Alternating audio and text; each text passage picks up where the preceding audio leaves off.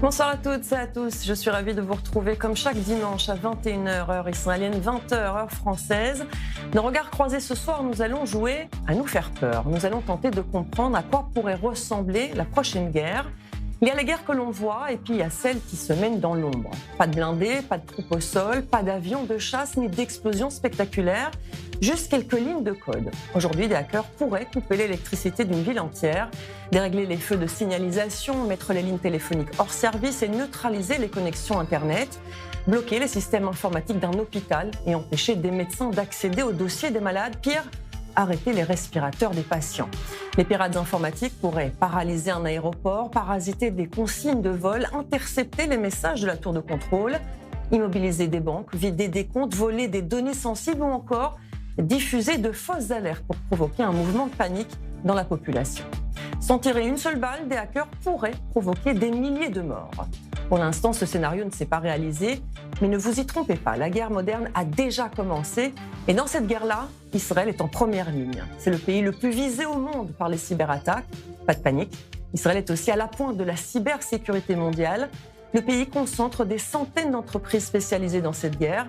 Des unités d'élite de Tsahal forment chaque année des experts parmi les plus recherchés au monde parce qu'Israël a compris que la prochaine guerre ne commencera peut-être pas par un tir de missile, mais par un blackout informatique ou par le piratage du réseau ferroviaire.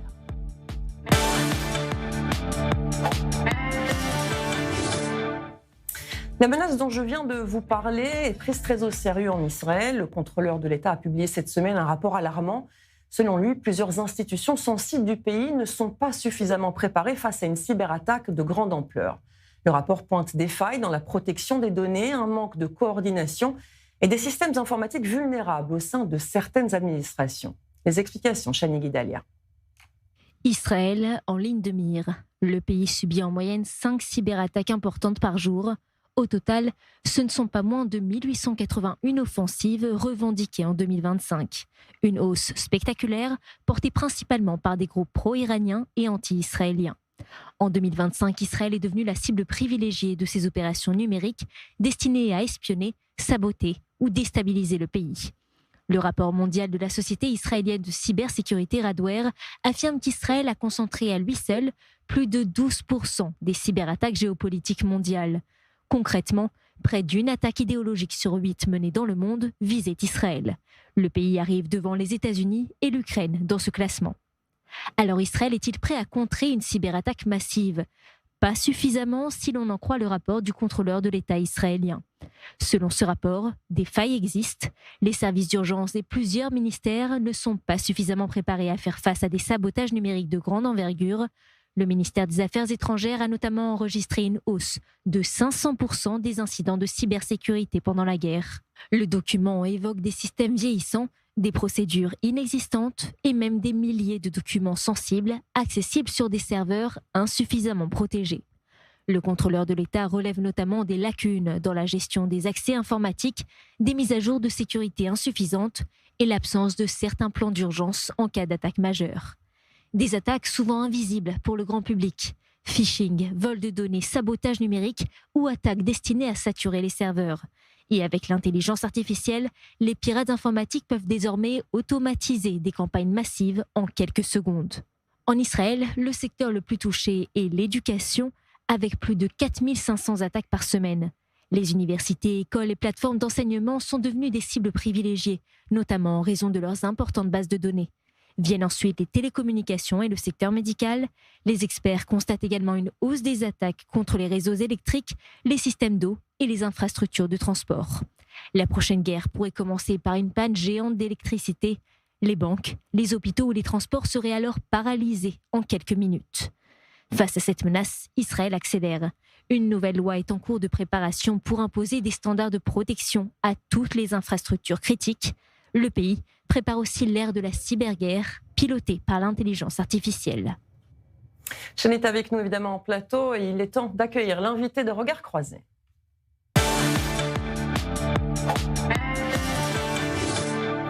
J'ai le plaisir d'accueillir en studio Jérémy Makowski, expert en cyber-renseignement. Bonsoir Jérémy. Bonsoir. Merci d'avoir accepté notre invitation et de répondre à nos nombreuses questions puisque On a un peu peur en entendant tout cela. Israël est souvent présenté comme une superpuissance mondiale.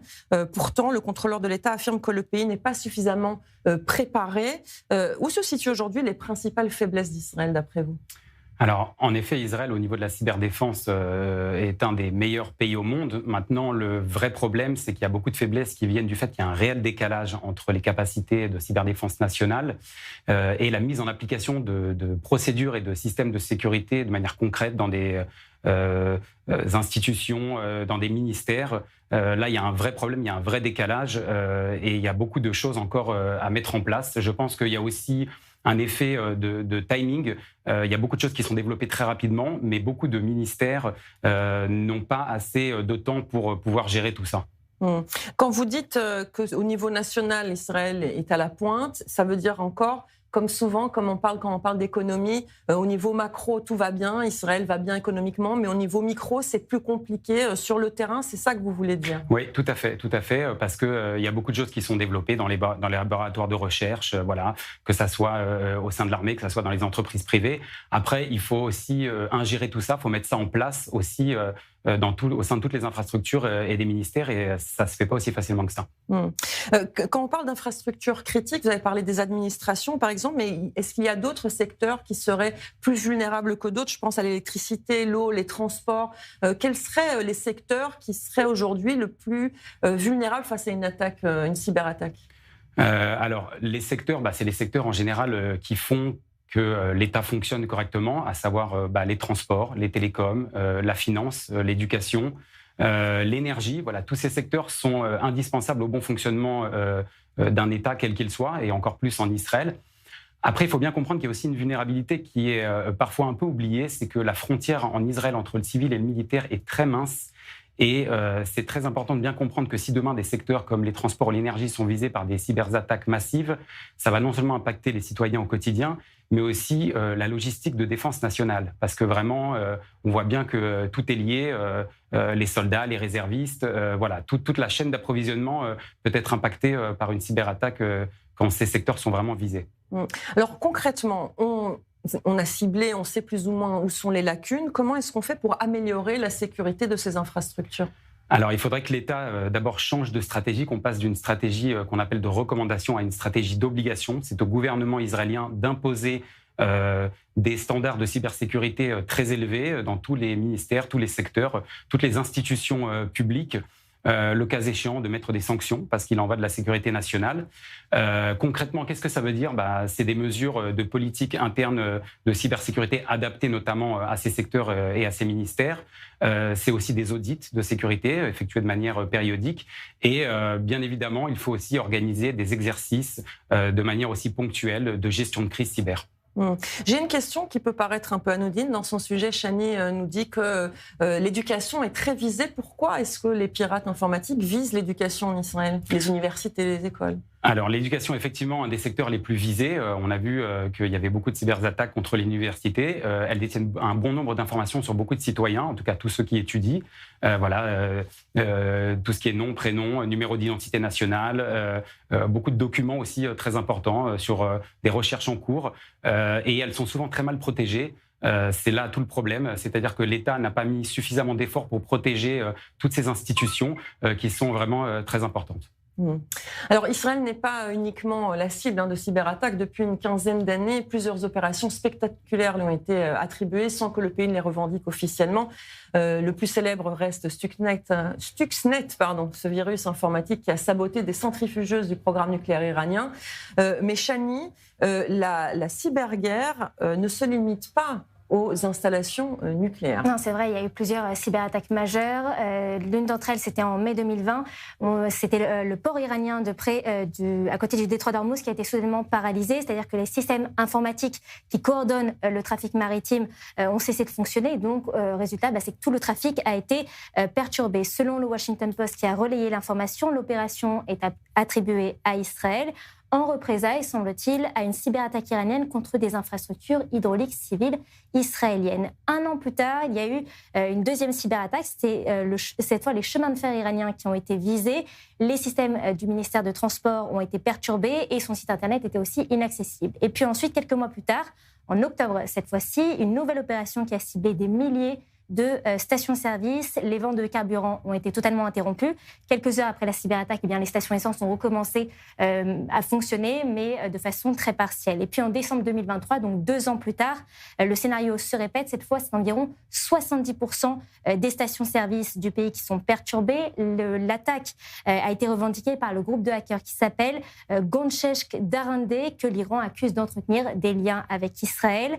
Et enfin, en 2025, donc 2 ans après cette attaque, cette fois, c'est le même groupe qui a revendiqué avoir ciblé la banque publique SEPA, puis Nobitex, donc l'une des plateformes iraniennes de crypto-monnaie. Il y a près de 90 millions de dollars qui ont été détruits selon les pirates, qui accusent la plateforme d'aider Téhéran à contourner les sanctions internationales. C'est important de préciser qu'Israël n'a jamais revendiqué officiellement ces cyberattaques. Ce sont simplement des soupçons.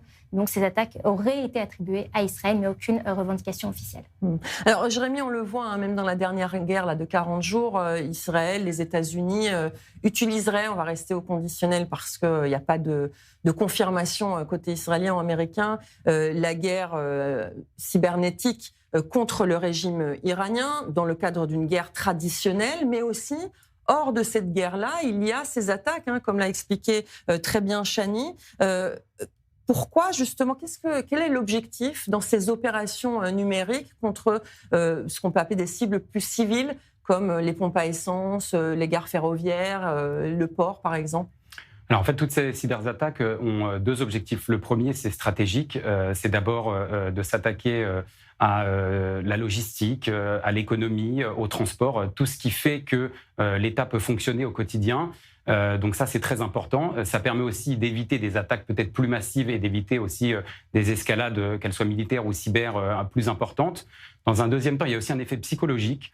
C'est aussi des attaques qui sont menées pour montrer à la population iranienne qu'en temps de guerre, son gouvernement, en tout cas l'État, n'est pas en mesure d'assurer les besoins fondamentaux du pays. Donc il y a là aussi un effet psychologique, guerre psychologique. Alors, Israël possède, selon de nombreux experts, c'est pas moi qui le dis, moi je suis pas spécialiste, en tout cas, des capacités cyber parmi les plus avancées au monde. Si tel est le cas, pourquoi est-ce qu'Israël n'utilise pas ces cyberattaques justement pour paralyser les pays ennemis ? Alors, effectivement, Israël dispose de très grandes capacités offensives, parmi les meilleures au monde. Maintenant, il y a plus ou moins 2 raisons à ça. La première, c'est ce qu'on appelle l'effet boomerang, c'est-à-dire que lorsqu'on lance une cyberattaque massive contre un pays, on peut s'attendre en retour à de nombreuses cyberattaques ou d'attaques physiques vraiment massives. Donc, Israël étant un pays très connecté, n'a pas forcément intérêt à faire ça comme ça.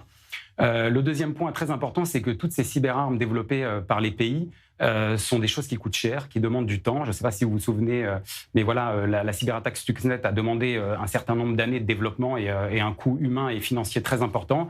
Et elle s'appuie aussi sur des failles sécuritaires qui sont en général secrètes, qui ne sont pas visibles du grand public et même de l'ennemi. Donc, une fois qu'on a utilisé ces armes, il est très difficile de les réutiliser directement derrière ou pour d'autres opérations. Il vaut mieux privilégier des cyberattaques ciblées contre des infrastructures qui vont aider, quitte à garder une connexion secrète sur du long terme.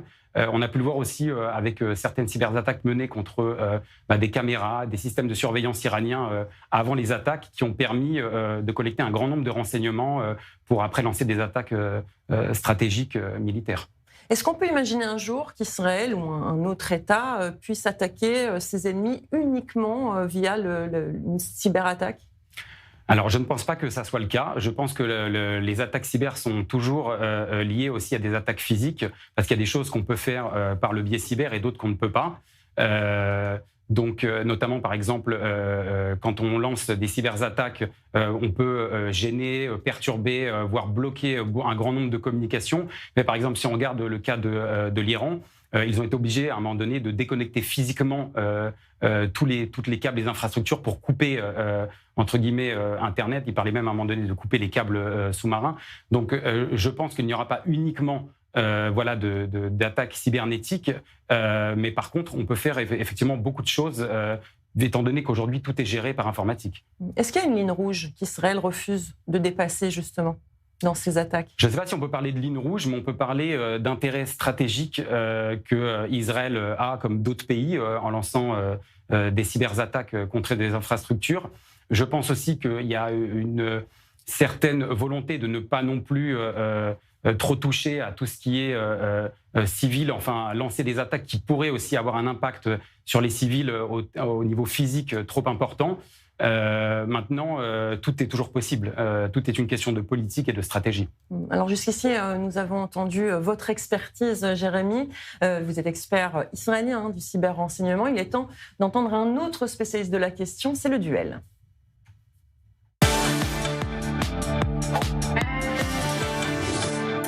La cyberguerre dépasse largement le seul cadre israélien. Elle redessine aujourd'hui les rapports de force entre les États, transforme les doctrines militaires et soulève de nouvelles questions stratégiques. Pour prendre un peu de hauteur, nous sommes maintenant en ligne avec Thierry Berthier, expert et chercheur en cybersécurité et cyberdéfense. Bonsoir et merci d'avoir accepté notre invitation. Bonsoir, merci. Alors, on a beaucoup parlé des cyberattaques contre Israël et puis celles qui ont été attribuées à Israël, notamment contre le régime iranien. Avec le recul de chercheurs, où est-ce qu'on en est aujourd'hui? Est-ce que la cyberguerre est devenue un véritable théâtre de champ de bataille aujourd'hui? Alors, c'est certain. C'est une certitude quasi scientifique et pas depuis 2 ou 3 ans. C'est un état de fait depuis plusieurs décennies. Alors évidemment avec les moyens actuels. Donc au moins depuis 10 ans, oui, c'est une composante de toutes les armées modernes aujourd'hui. La cyberguerre, c'est un des leviers avant toute opération militaire constituée aujourd'hui. Alors dans les films catastrophes un peu visionnaires, on parle de l'arrêt par exemple de l'électricité, d'avions qui tombent du ciel parce qu'il n'y a plus de moyens de guidance, parce qu'il n'y a plus d'énergie, etc. Est-ce que c'est un scénario qui, selon vous, tient la route aujourd'hui ou peut-être d'ici quelques mois, quelques années? Alors évidemment, si on regarde les choses avec le prisme des films hollywoodiens, ça a tendance à réduire un peu la complexité du réel. Et donc, on a l'impression que tout est simple, qu'on peut effectivement paralyser un aéroport, qu'on peut faire tomber un avion, bloquer une usine très facilement. Or, la réalité, c'est que c'est plus compliqué que ça, parce que la cible que vous attaquez elle-même a mis en place des boucliers, des moyens de se protéger. Alors, en fait, c'est vraiment un duel entre la défense et l'attaque, avec en général un avantage certain à la partie offensive, à la défense, mais c'est jamais simple dans tous les cas. C'est-à-dire, plus vous allez attaquer une cible qui est stratégique, sophistiquée, qui a mis des moyens pour se défendre, plus votre effort en tant qu'attaquant va être élevé et va pouvoir s'inscrire dans la durée aussi. Si vous attaquez un site web d'un camping au bord de la mer, évidemment que ça va être plus facile que si vous attaquez le site du Pentagone en principe, quoi. Aujourd'hui, quelles seraient, je parle d'aujourd'hui, pas dans quelques semaines ou quelques mois, quelles seraient d'après vous les conséquences d'une cyberattaque réellement massive?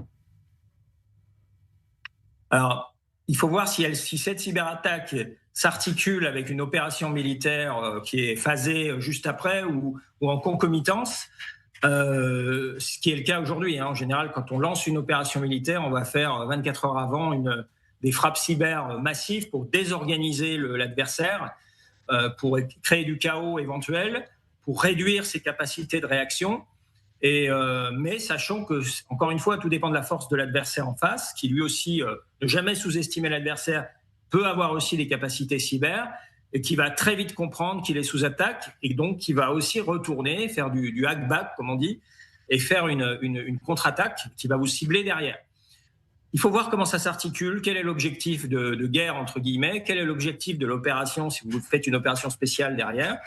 Après, c'est une brique. Le cyber, c'est une brique qui va venir s'articuler dans un dispositif qui est plus grand, notamment s'il y a une opération militaire aérienne ou terrestre derrière. Alors, l'intelligence artificielle permet désormais d'automatiser des attaques. On n'a pas encore parlé de cette fameuse intelligence artificielle, de créer des deepfakes, de mener des campagnes de désinformation à très grande échelle. Est-ce qu'on est à l'aube d'une nouvelle génération de cyberattaques? Alors, je pense qu'on n'est même plus à l'aube. On est vraiment dedans en ce moment. J'étais un peu optimiste. Bon. Je vous donne un exemple seulement avec un chiffre qui dit bien ce qu'il est. Si vous regardez le modèle Mythos d'Anthropic, en 30 jours, c'est 10 000 failles critiques de sécurité qui ont été levées. 30 jours, 10 000 failles critiques qui n'avaient pas été levées sur des produits qui avaient déjà été testés. C'est-à-dire qu'on fait passer des produits informatiques, du logiciel dans ce système, Mythos, et Mythos dit, bah oui, là, il y a une faille de sécurité qui va pouvoir être exploitée.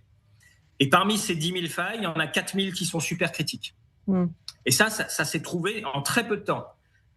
Après, ce qu'il faut, si vous faites partie des gens qui ont une faille de sécurité, il faut que vous la corrigiez au plus vite. Mais là, le temps de correction de ces failles de sécurité est infiniment plus long que le temps pour détecter votre faille de sécurité. Donc, vous pouvez être certain que si vous avez un système informatique qui comporte une ou plusieurs failles, Mythos va la trouver, va les détecter, et les attaquants derrière vont les exploiter sous les 24 heures, alors que vous allez mettre peut-être 2-3 semaines pour corriger votre faille. Donc, vous voyez, il y a une dualité aussi sur les temporalités. La temporalité de l'attaque n'est pas du tout la même que la temporalité de la défense. Effectivement, c'est effrayant tout de même. Je vais maintenant vous poser à Jérémy et à vous, Thierry, une question. Vous allez répondre chacun votre tour, échanger peut-être aussi vos points de vue. La cyberguerre est souvent présentée comme une alternative plus propre à ce qu'on appelle la guerre traditionnelle. Mais est-ce que c'est vraiment le cas, Jérémy ? Alors, plus propre peut-être en termes d'attaque, c'est-à-dire qu'on n'a pas d'attaque physique quand on lance une cyberattaque, à moins qu'on cherche vraiment à détruire une infrastructure et avoir des effets physiques derrière, comme vous l'exposiez plus tôt, faire tomber un avion de ligne, exploser une centrale nucléaire, ce genre de choses. Donc là, on peut parler peut-être éventuellement de fait que la guerre, même si j'aime pas trop ce mot, plus propre que des actions physiques qui peuvent avoir plus de dommages. Maintenant, encore une fois, avec des cyberattaques, on peut faire beaucoup de choses. En vérité, tout est question de stratégie, de volonté et de ce qu'on souhaite en faire. Vous êtes d'accord avec ce que vient de dire Jérémy Makowski ? Oui, tout à fait. Je voulais juste ajouter un exemple parlant et puis très concret. Vous êtes, si vous placez aujourd'hui sur le front russo-ukrainien, on imagine un drone un drone ukrainien qui part et puis qui est pris, dont une équipe russe prend le contrôle, donc fait une cyberattaque sur ce type de drone et en prend le contrôle et retourne le drone soit contre l'équipe qui l'a envoyé, soit contre un pays tiers. C'est-à-dire réenvoie ce drone sur côté OTAN, sur la Pologne ou sur un autre pays. Donc l'aspect cybersécurité, l'aspect hacking du drone, elle ne fait pas de mort. Mais une fois que le drone a été a été détourné et réenvoyé sur une autre cible, là, il peut y avoir des morts au sol. Donc ça, c'est un exemple simplement un peu parlant pour montrer comment, dans la kill chain, une cyberattaque peut être au début de l'action et après entraîner des dommages cinétiques, des dommages collatéraux, y compris physiques. Mais au départ, on est d'accord, on travaille sur le cyberespace et sur des systèmes cyberphysiques. En tout cas, il n'y a pas de sang. Il n'y a pas de sang, mais il peut y en avoir après. Il peut y en avoir après dans la kill chain. Merci beaucoup, en tout cas, Thierry Berthier, d'avoir accepté de croiser votre regard ce soir. Merci beaucoup. Merci beaucoup. Merci à vous. Au plaisir. Jérémy, j'ai encore une dernière question. Il ne nous reste pas beaucoup de temps, mais parce que voilà, c'est un peu la dictature de la montre. Après tout ce que nous avons entendu ce soir, est-ce qu'il faut avoir peur de la prochaine cyberattaque majeure, notamment contre Israël, puisque on est ici et on sait qu'Israël est au cœur de cette cyberguerre, ou au contraire, est-ce qu'on peut avoir confiance dans la capacité du pays à se défendre ? Alors, moi, comme j'ai toujours tendance à dire, il ne faut jamais avoir peur. Ça ne sert à rien. La peur n'évite pas le danger. Il faut surtout être bien conscient qu'il faut bien se préparer. C'est-à-dire que quand on identifie, comme on a pu le voir, des failles dans des systèmes, dans des infrastructures, il faut être tout de suite en capacité de rectifier ces failles, de se préparer, c'est-à-dire une bonne défense, d'avoir aussi un très bon enseignement, parce que ça, c'est très important. J'explique toujours qu'une bonne défense n'est rien sans un bon enseignement. Pour aussi être capable de savoir ce que l'ennemi prépare. Donc, il n'y a pas d'inquiétude à avoir. Il faut juste bien avoir en tête que ça peut arriver à n'importe quel moment, sur n'importe quelle infrastructure, et il faut être prêt à tous les scénarios. Une dernière question. Quand un Israélien lambda ou un civil lambda dans le monde est piraté lui-même, on l'a déjà vu, que faut-il faire à ce moment-là ? Alors, ça dépend du type de piratage, mais en général, on parle souvent de comptes compromis. Dans ce cas-là, il faut tout de suite changer son mot de passe. Il faut vérifier si son compte n'est pas lié à d'autres applications qui auraient pu aussi être, elles, piratées. Si c'est un téléphone, il faut aussi faire très attention de voir s'il n'y a pas eu d'autres données qui ont été volées. Il faut installer des solutions de sécurité. Il faut vraiment être vigilant en fait pour vraiment faire très attention à ce que ça ne recommence pas. En fait, il faut que chacun à son niveau soit vigilant face à ces attaques qui peuvent aussi, on l'a vu, contaminer d'autres appareils. En tout cas, merci beaucoup Jérémy Makowski. Merci Chani, vous restez avec nous puisque évidemment vous êtes là pour la deuxième partie. Restez avec nous, dans quelques instants on revient après une courte pause et on va être sur les réseaux sociaux cette fois pour voir ce qu'il s'y passe. Restez avec nous.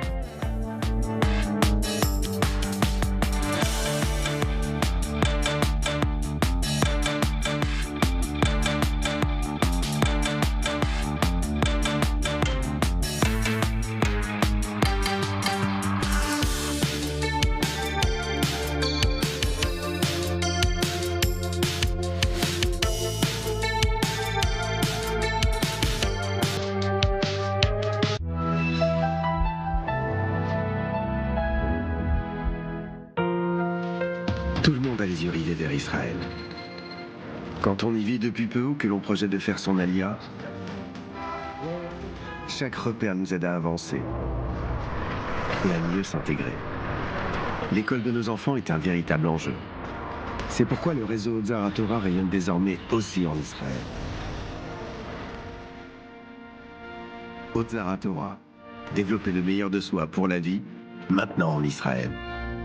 Vous rêvez de soutenir Israël d'une manière unique et enrichissante ? Rejoignez Sarel, le programme de volontariat civil en base militaire israélienne. De quelques jours à plusieurs semaines, participez à des tâches essentielles et vivez une expérience inoubliable. Découvrez Israël sous un nouvel angle, créez des liens durables et contribuez directement au soutien du pays et de ses soldats.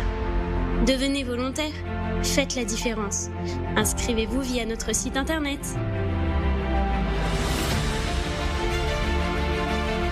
Certains achètent un bien, nous détectons les opportunités. David Jamy Group, l'expérience au service de ceux qui veulent investir autrement. Aujourd'hui, une opportunité exceptionnelle s'ouvre pour vous en Israël, en particulier à Ranana, Tel Aviv et Netanya, où nous avons signé des accords exclusifs avec les plus grands promoteurs du pays. Des prix réservés, introuvables ailleurs, une plus-value immédiate et un plan de paiement ultra avantageux, pensé pour faciliter votre achat. Des opportunités uniques, des achats sécurisés, une vision internationale. David Jamy Group. Real Estate Opportunities.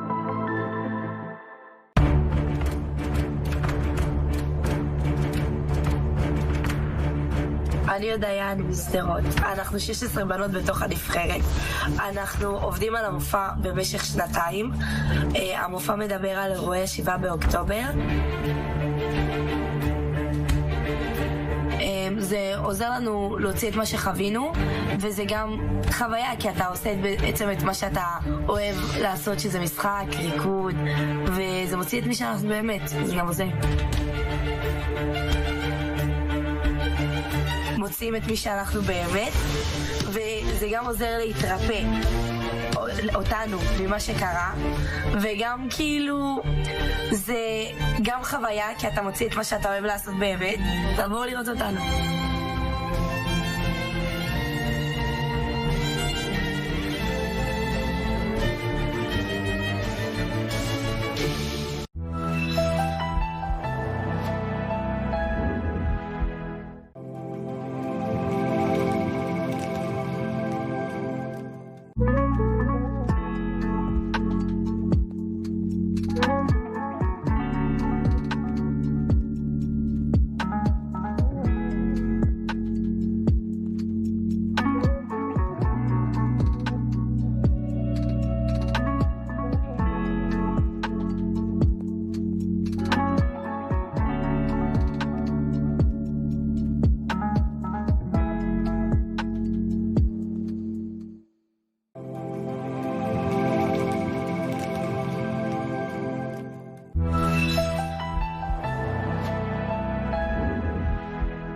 Le grand oral sur i24 News, c'est chaque lundi à 21h30.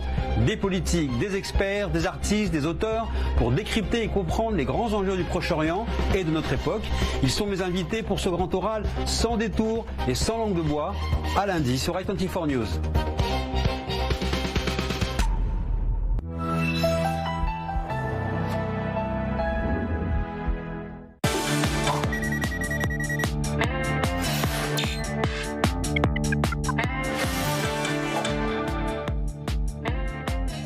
Bonsoir à ceux qui nous rejoignent, merci à ceux qui sont restés pour la suite de Regards croisés. Comme chaque dimanche, nous revenons sur ce qui a fait la une sur les réseaux sociaux, pas seulement les buzz de la semaine, mais aussi les publications qui font réagir. Chani Guidalia est toujours là pour scruter les réseaux pour nous. Rebonsoir Chani, d'ailleurs. Bonsoir, parce que tout à l'heure, il me semble que j'ai oublié de vous dire bonsoir. Donc bonsoir Chani. Et ce soir, nous passerons cette demi-heure avec Thelma Obadia. Bonsoir Thelma. Bonsoir, merci beaucoup de m'inviter. Merci à vous. Vous êtes ce que l'on appelle une storyteller sur Instagram. Vous êtes aussi guide touristique certifié et réserviste dans l'unité de porte-parole de l'armée israélienne. Tout un programme pour nous, évidemment. Chaque semaine, on demande à nos invités de choisir une publication sur laquelle ils voudraient revenir. Alors, avant de vous donner la parole, on va regarder ce que vous avez choisi. Sale sioniste, si toi aussi tu t'es fait accuser de cette fameuse insulte sur les réseaux sociaux, laisse-moi te dire que je suis peut-être la plus grande sioniste au monde. Oh, comment? Je t'explique. Quand je me suis installée en Israël, je suis venue à Herzliya, la ville du nom de Théodore Herzl, dans la rue qui s'appelle Medinat HaYehudim, l'exacte traduction du livre L'État des Juifs, écrit par Théodore Herzl en 1896. En fait, petit spoiler, Théodore Herzl le dit lui-même dans les premières lignes de son livre, il n'a rien inventé de nouveau. Sion, sionisme, le retour au Sion, un idéal vieux pour le peuple juif de vouloir retourner sur sa terre ancestrale. Et il y a deux concepts qu'il faut retenir, l'État-nation et le droit des peuples à disposer d'eux-mêmes, l'autodétermination.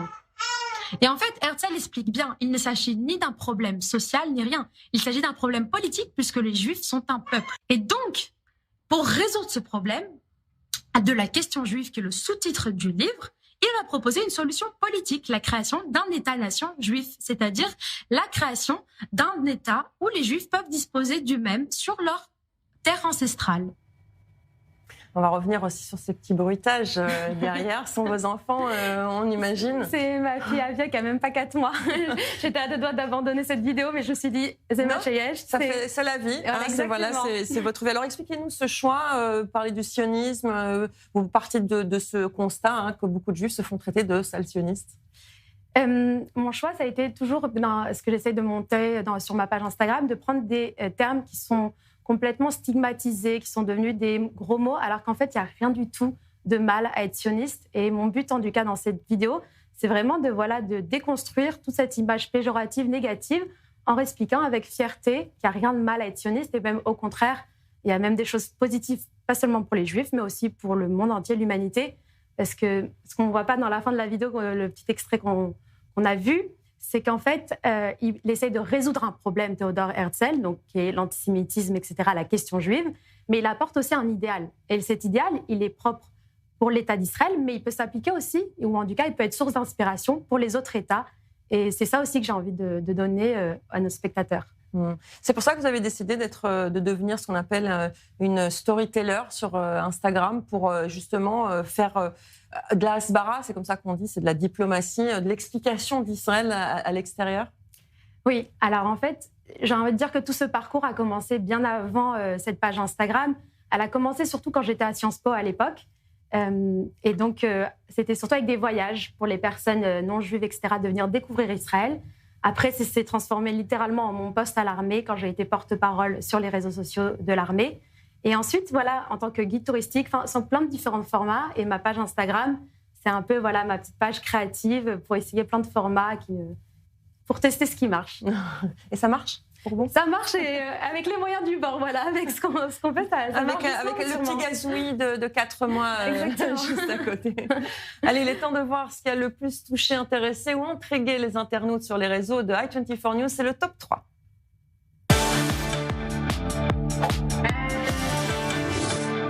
Chani, vous avez sélectionné les 3 publications qui ont le plus marché sur nos réseaux cette semaine. Exactement. Alors d'abord, on va commencer avec Instagram. C'est une vidéo qui a été filmée sur la plage de Deauville où on entend un homme crier à plusieurs reprises « Il n'y a que des juifs ici, sales juifs » ou encore « Au nom d'Allah, je vais les tuer ». Alors c'est un père de famille qui était présent sur place avec sa compagne et ses enfants qui a alerté évidemment les CRS qui sont venus immédiatement pour pouvoir sécuriser les lieux. Le père affirme que le suspect semblait chercher à identifier des vacanciers juifs avant de lancer plusieurs menaces. Maintenant, on va passer sur X. C'était le passage d'Alain Finkielkraut dans Le Grand Oral. Il cite Ronnie Broman, l'ancien président de Médecins sans frontières, qui avait dit que, je cite, « Gaza va supplanter Auschwitz dans ce qui relève de la métaphore de la cruauté absolue », ou alors que comparer Gaza au ghetto de Varsovie est, selon Alain Finkielkraut, totalement mensonger et dégoûtant. Et puis enfin, on termine par Facebook. C'est une interview exclusive d'une Libanaise pendant l'émission Défense qui a fait des dizaines de milliers de vues. À la fin de l'interview, Claude Hilal Adjar, c'est son nom, qui est fondatrice du comité des Libanais exilés en Israël, adresse un message assez piquant à Emmanuel Macron que je vous propose de regarder. Je veux demander au président Emmanuel Macron de nous lâcher. Parce qu'il nous a mis dans ce gouffre, c'est lui qui a mis le Liban et Israël dans ce gouffre après Obama. Ils ont négocié avec le Hezbollah, ils négocient avec les Iraniens, ils supportent le terrorisme iranien. Et ils viennent jouer comme quoi c'est eux qui viennent nous sauver, qui restent en dehors du Liban. Thelma, quand on est porte-parole ou quand on fait de l'explication d'Israël sur les réseaux sociaux, ce sont des voix qu'on aime entendre, puisque cette Libanaise partage évidemment le point de vue des Israéliens. Elle est pourtant de l'autre côté de la frontière et elle fait partie de ceux que le président français entend défendre aujourd'hui, les civils libanais. Comment est-ce qu'on explique, selon vous, puisque vous êtes aussi dans la Hasbara, dans le porte-parole de l'armée en tant que réserviste, comment on fait pour lutter contre cette désinformation finalement qui arrive jusqu'au sommet de l'État, de certains États? Ma vision, en tout cas, et surtout de mon expérience du 7 octobre, et je pense que l'histoire même militaire d'Israël est un bon exemple, c'est que l'attaque, c'est la meilleure réponse. Et même sur le champ médiatique, c'est la meilleure réponse. C'est-à-dire qu'on n'est pas là pour seulement se justifier et répondre à des journalistes, mais il faut savoir initier le contenu, initier le narratif. Et moi, en tout cas, c'est ce qui me donne la motivation et l'énergie de faire le contenu que je crée, c'est de me dire, si moi, je ne raconte pas du point de vue israélien en français ce qui se passe ou mon vécu en tant que jeune maman, par exemple, pendant la guerre, personne d'autre le fera à ma place. Donc, je pense que la meilleure défense, c'est l'attaque. C'est pour ça aussi d'ailleurs que ce genre d'interview, Chani, fonctionne bien sur i24 News normalement, et notamment et sur les réseaux. C'est parce que justement on donne la parole à d'autres personnes qu'à des Israéliens, mais qui racontent une même réalité finalement. Qui racontent une même réalité. Et puis comme vous l'avez dit, voilà, c'est une Libanaise, elle est de l'autre côté de la frontière. Et justement, ça peut aussi surprendre d'avoir ce point de vue qui est pas forcément le point de vue qu'on entend tout le temps sur les réseaux sociaux. Mais dans la suite de l'interview, elle a quand même dit je demande à Benjamin Netanyahou et à Donald Trump. Et là, elle leur adresse un message beaucoup plus pacifique, de prendre les choses en main. Et elle a dit, elle nous a confié après l'interview que c'est le message de tous les Libanais aujourd'hui qui demandent justement de pouvoir terminer ce travail avec le Hezbollah. Donc oui, quand on voit qu'il y a ces interviews-là, évidemment, qui proposent un autre point de vue que ceux qu'on a l'habitude de voir sur les réseaux sociaux ou dans les médias, eh bien évidemment, ça apporte cette touche, on va dire, positive. Bon, on a vu jusque-là ce qui faisait le succès sur i24 News, les réseaux d'i24 News. On va élargir notre recherche à l'ensemble des publications qui ont le mieux marché dans Tendance Réseau.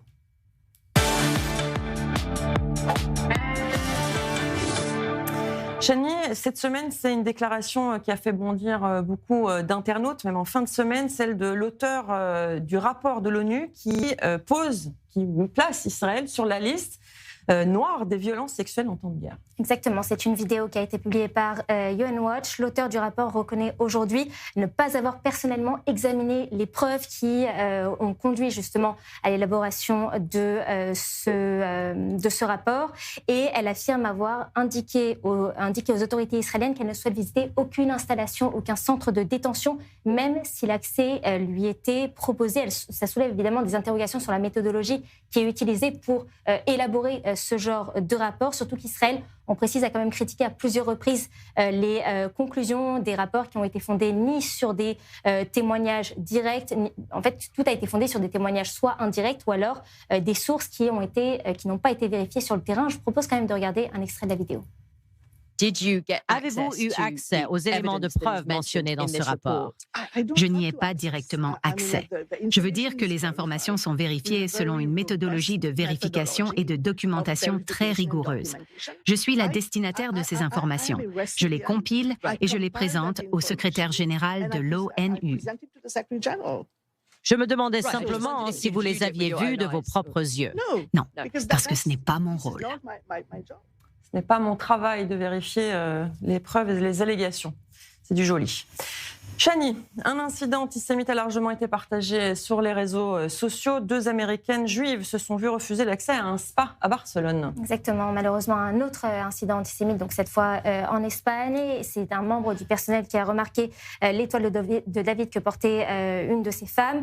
Et puis l'échange a été filmé. On voit sur la vidéo une employée dire qu'elle a un problème non pas avec les juifs mais avec les sionistes. Et elle a demandé ensuite à la femme juive de quitter les lieux. Les 2 femmes estiment avoir été ciblées en raison justement de leur judaïsme. La vidéo montre également une autre femme qui leur demande de quitter les lieux en lançant Free Palestine. Les 2 femmes ont évidemment déposé plainte auprès de la police catalane. Et ce qui est encore plus choquant dans la vidéo, c'est évidemment le fait que tous les témoins qui étaient présents sur place n'ont pas réagi et sont restés totalement silencieux, y compris la personne qui était à l'extérieur, on va dire un petit peu le videur du spa, qui lui aussi est resté silencieux.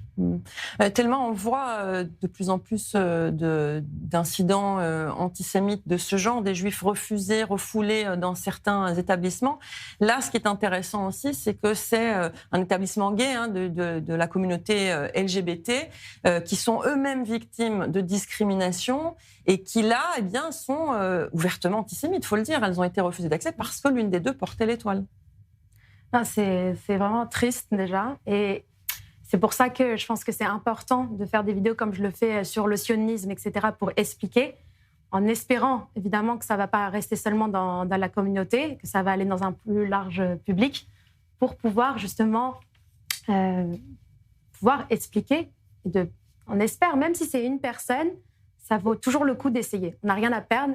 Parce que malheureusement, voilà, tous les événements que vous citez font qu'on est obligé de se poser la question comment on peut faire pour améliorer la situation. C'est justement, si je peux réagir, c'est justement voilà, aujourd'hui le plus gros problème qu'il y a sur les réseaux sociaux et pourquoi les personnes sont attaquées, voire même ouvertement attaquées dans la rue, c'est qu'ils ne font pas la différence entre juifs et sionistes. Pour eux, juif, c'est égal sioniste, égal supporter du gouvernement de Netanyahou. Je vais poser la question à l'envers, puisqu'on est quand même dans ce qui marche et ce qui ne marche pas sur les réseaux sociaux. Comment est-ce qu'on explique non. Vous savez quoi, je vais poser une autre question. C'est comme ça me vient. Voilà. Est-ce que ce genre de publication, de mettre en avant ces incidents antisémites, est-ce que c'est important, selon vous, de le faire pour dénoncer ce genre d'agissement? Est-ce que finalement ça a un impact sur ceux qui sont sur les réseaux sociaux? Je pense que oui. Enfin, je pense que c'est comme toujours, ça fait d'abord réagir la communauté. Mais après, je pense que chaque personne dans la communauté a un rôle à jouer. La vidéo a été partagée plus d'1 million de fois. La dernière fois que j'ai regardé, donc c'était déjà il y a un moment. Ça veut dire que c'est en dehors aussi de la communauté, oui. Là, pour le coup. Non, je pense que c'est très important parce que le fait de ne pas le monter, par exemple, de ne pas en discuter sur un plateau, c'est comme le silence, c'est être complice. Donc de montrer ça, d'être en colère, de montrer que ce n'est pas normal, c'est très important de ne pas normaliser le fait que de tant d'actes antisémites deviennent malheureusement le quotidien de vos plateaux. Ça, effectivement, oui. Finalement, on en a un peu marre parfois d'en parler, mais bon. Allez, on ne pouvait pas passer à côté de la victoire du PSG face à Arsenal hier soir à la Ligue des Champions. Alors, Chani, la fête s'est transformée en chaos à Paris. Évidemment, et des groupes violents qui ont rapidement pris le relais dans plusieurs secteurs de la capitale, que ce soit donc des barrages improvisés, des tirs de mortier, des affrontements avec les forces de l'ordre et même l'occupation partielle du périphérique. Eh bien, la soirée a progressivement basculé d'une fête sportive à une crise de maintien de l'ordre. Il faut dire que les services de renseignement avaient anticipé justement ces risques, évoquant avant même le coup d'envoi la présence potentielle de nombreux casseurs, comme ça a été le cas lors des précédents matchs. Sur le terrain, les forces de l'ordre ont dû faire face à des scènes de chaos, vous l'avez dit. Et puis un autre élément qui a marqué la soirée, c'était la présence visible de drapeaux algériens, mais aussi palestiniens au sein de certains rassemblements. Il y a des centaines de personnes qui ont été arrêtées, même plusieurs policiers qui ont été blessés. Et je vous propose quand même de regarder une des vidéos qui a attiré notre attention.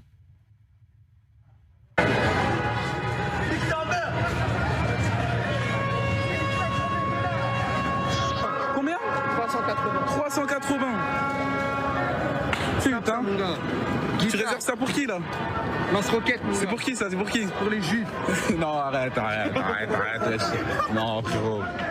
On va quand même terminer, Chani, par une bonne nouvelle qui a fait le tour des réseaux sociaux. Oui, c'est le restaurant Kasher Moutra qui est situé à Miami, qui est entré dans l'histoire de la gastronomie en devenant le premier établissement kasher au monde à recevoir une étoile du prestigieux guide Michelin. Alors cette distinction, elle récompense le travail du chef israélien Raz Shabtai qui a ouvert l'établissement il y a seulement 1 an et qui a été inspiré par des traditions culinaires des différentes communautés ayant façonné Jérusalem.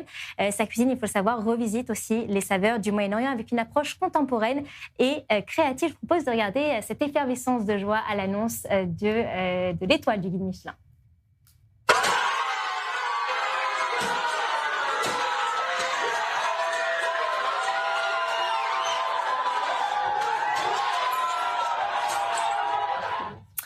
Allez, chaque semaine, nous donnons la parole à ceux qui sont sur les réseaux sociaux. C'est le buzz de fin.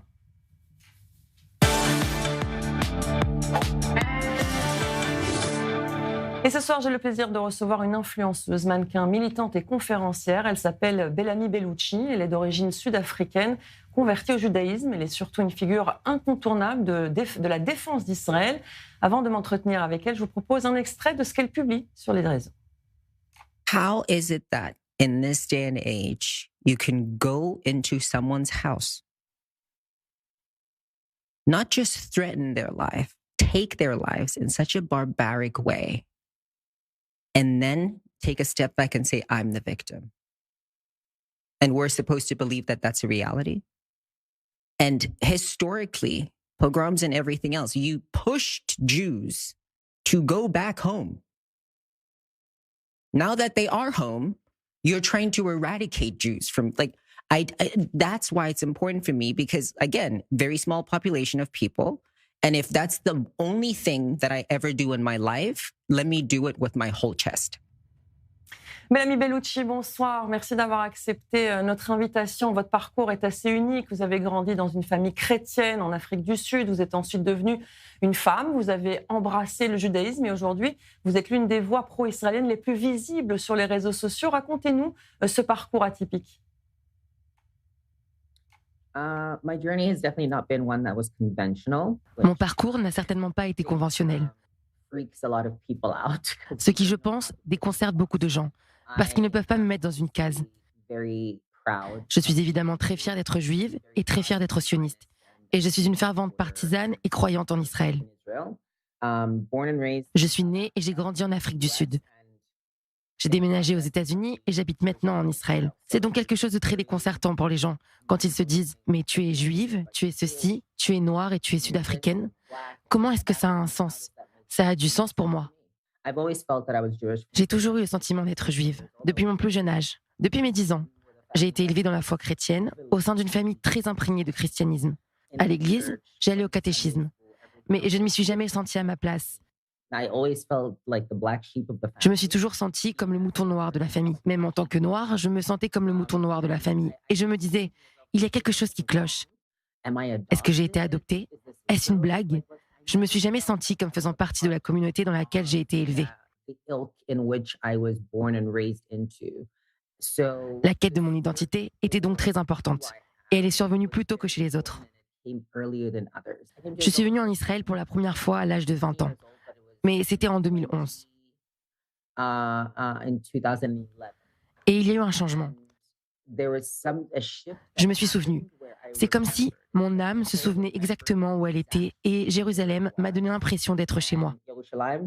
Israël, c'est quelque chose d'étrange. Je pleurais et les gens n'arrêtaient pas de me demander « Pourquoi es-tu si triste? Ça va? Tu fais une dépression ?» Et je répondais « Non, je suis heureuse parce que… » Mais je ne pouvais pas l'expliquer. Après le 7 octobre, vous avez décidé de défendre Israël de manière très visible sur les réseaux sociaux. Que s'est-il passé ce jour-là pour vous? J'étais à Seattle quand j'ai commencé à recevoir les alertes aux roquettes. Et je fais partie de ces fous qui ne désactivent pas les alertes. Même si je suis en dehors d'Israël, elles restent activées. On était en train de dîner avec une de mes amies. Et je n'arrêtais pas de dire « il y a quelque chose qui cloche ». C'était comme si mon corps avait une réaction très étrange. Et le lendemain a été, je crois, l'une des expériences les plus douloureuses que je n'ai jamais vécues.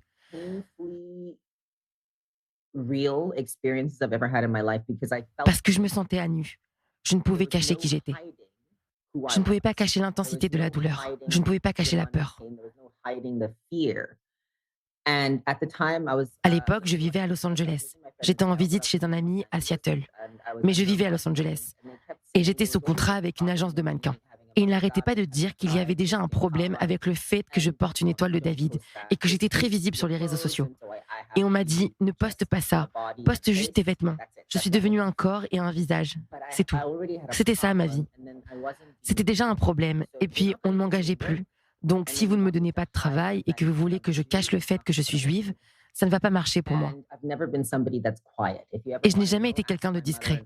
Demandez à ma mère et à mon père. Depuis ma naissance, on ne peut pas me dire quoi faire si je crois en quelque chose. Et je pense qu'après le 7 octobre, le plus douloureux a été de voir à quel point les gens restaient silencieux. Je me sentais seule et je n'arrivais pas à faire le lien. Alors je suis allée sur Internet et j'ai commencé à m'exprimer. Et j'ai tout posté. Ce n'était pas pour attirer l'attention. Ce n'était pas pour ça, si tant est qu'il y ait une raison. J'avais juste l'impression que quelqu'un, quelque part, m'entendrait et ressentirait probablement la même chose que moi. Et c'est tout ce que j'avais besoin de faire. Et plus je recevais de haine, plus je devenais agressive, en disant « Je ne comprends pas pourquoi vous essayez de me dire que je dois me taire et mourir. Ça n'arrivera pas. » Vous faites face à beaucoup de haine sur les réseaux. Comment est-ce que vous vivez cette situation et qu'est-ce qui vous pousse à continuer malgré tout ? Quand on reçoit des menaces de mort quotidiennement, il faut comprendre que c'est une projection de leur propre peur. Parce que les gens projettent toujours ce qui les terrifie le plus. Et ce qu'ils voient en vous, c'est ce qu'ils aimeraient voir en eux-mêmes, ce qu'ils aimeraient projeter, la vie qu'ils aimeraient mener. Et quand on voit la sécurité des gens se projeter sur soi, il faut apprendre à prendre du recul et à ne pas le prendre trop à cœur. Je sais qu'ils veulent ma mort. Et alors, à un moment donné, il faut se dire, c'est Hachem qui est aux commandes. C'est Dieu qui est aux commandes. Nos ancêtres, et tous ceux qui sont juifs, savent ce que c'est d'être détestés. Ils nous haïront toujours. Même si vous offrez au monde tout ce que vous avez, technologie, médecine, infrastructure, même si vous leur donnez tout, ils vous haïront quand même, parce qu'ils ne voient pas quelque chose en eux-mêmes. Et la première chose que j'ai apprise, avant même d'aller au mikvé, c'est la résilience. Les Juifs sont le peuple le plus résilient sur cette terre. La seule raison pour laquelle nous sommes toujours là, c'est parce que nous pouvons nous relever après avoir touché le fond. À chaque fois, nous nous relèverons. Avant de conclure, est-ce qu'il y a quelque chose que vous voudriez ajouter ?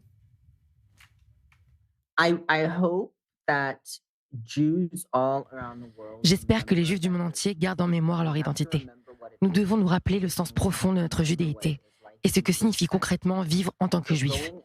Choisir de se cacher ou de se priver d'un droit et d'une chance dont nous bénéficions serait une erreur. Aussi lourd que puisse être ce fardeau, il est essentiel parfois d'être fier de ce que l'on est. Ils te rappelleront que tu es Juif, même si tu essaies de te cacher, même si tu essaies de te renier, même si tu essaies de t'opposer à ton propre peuple. Ils te rappelleront toujours qui tu es et ils finiront toujours par te rattraper. Alors pourquoi s'en faire ? Merci beaucoup, Bellamy Bellouchi, pour ce beau témoignage sur i24 News. Merci beaucoup. C'est très émouvant d'entendre Bellamy Bellouchi, puisqu'elle a un parcours atypique et avec cet amour pour le judaïsme et pour Israël, Thelma. Complètement, c'est vraiment prenant. Et je pense que tous, on a besoin d'être inspirés et inspirantes. Et je pense que le but, et en tout cas l'objectif d'une créatrice de contenu, c'est d'inspirer. Et je pense que tous, dans notre quotidien, on a des moments difficiles où c'est difficile d'être juive, c'est difficile d'être femme ou autre. Et ça fait toujours du bien d'avoir des personnes qui se rappellent pourquoi c'est important d'en être fière. Mais surtout qu'elle a choisi le judaïsme. Ouais. Thelma, avant de vous remercier, de vous libérer, un petit exercice, c'est le pour ou contre.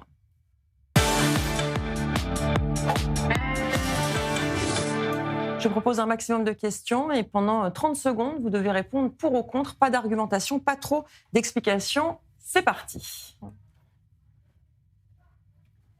Pour ou contre le vote obligatoire sous peine d'amende ? Pour. Pour ou contre la colonisation de la planète Mars ? Non. Pour ou contre l'interdiction des téléphones portables à l'école ? Pour. Pour ou contre la reconnaissance faciale dans les lieux publics au nom de la sécurité ? Pour. Pour ou contre les jeans troués ? J'aime pas ça, mais... Pour ou contre les sondages d'opinion avant une élection? Pour. Pour ou contre les tatouages? Oui, pour. J'en ferai pas, mais pour. Et une dernière question, pour ou contre, pour ou contre? Difficile. En tout cas, merci beaucoup Thelma Obadia de vous être prêtée au jeu. Merci aussi à vous, Chani Guidalea, de m'avoir accompagnée encore une fois pendant toute l'heure. Regard croisé, c'est terminé pour cette semaine. Merci de nous suivre chaque semaine, de plus en plus nombreux. Merci aussi à Chana Depaz et Mathieu Vinting qui travaillent derrière la caméra et à toute l'équipe de la régie. Dans un instant, Christopher Barolin sera là pour l'édition du soir. En attendant, prenez soin de vous et de ceux que vous aimez. Bonne soirée sur i24 News.